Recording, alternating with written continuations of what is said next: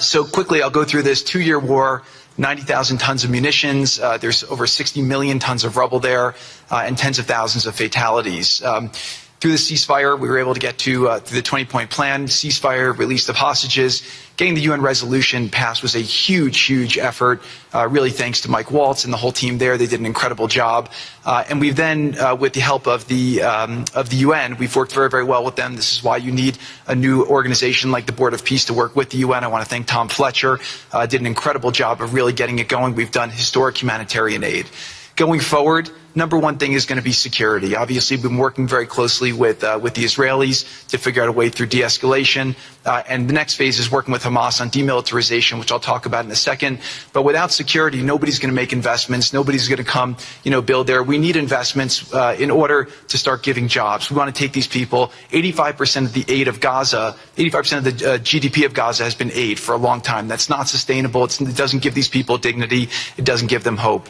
And so we want to use free market economy principles. A lot of what President Trump spoke about that he's doing in America, we want to bring the same mindset, the same approach to a place like Gaza to give these people the ability to thrive and have a good life. Let's see.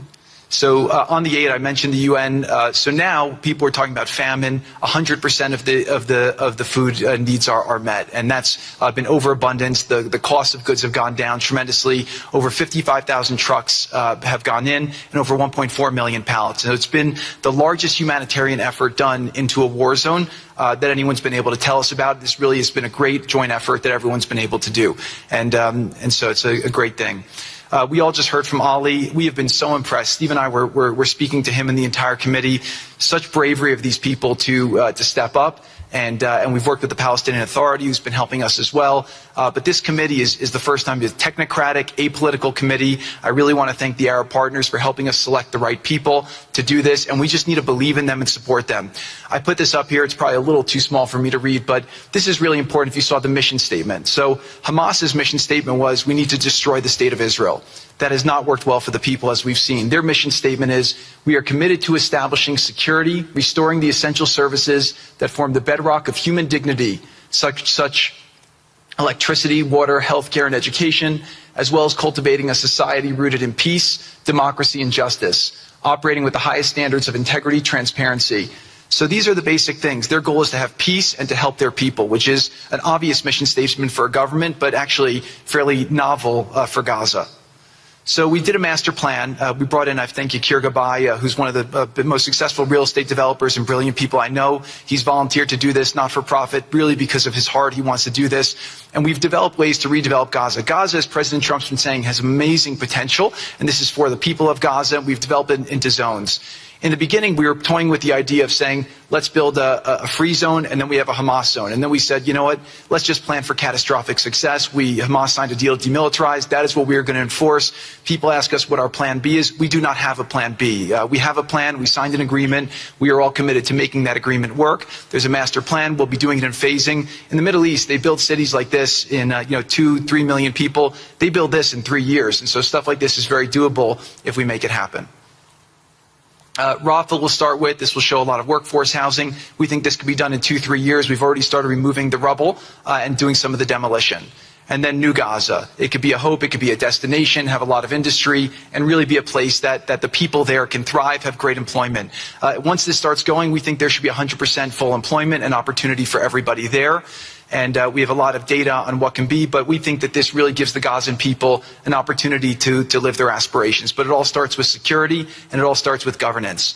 Final note I'll just say on the Board of Peace, which is that all the lessons we're doing is we're basically studying the best practices from all over the world, and we're watching who does education the best, who does healthcare delivery the best.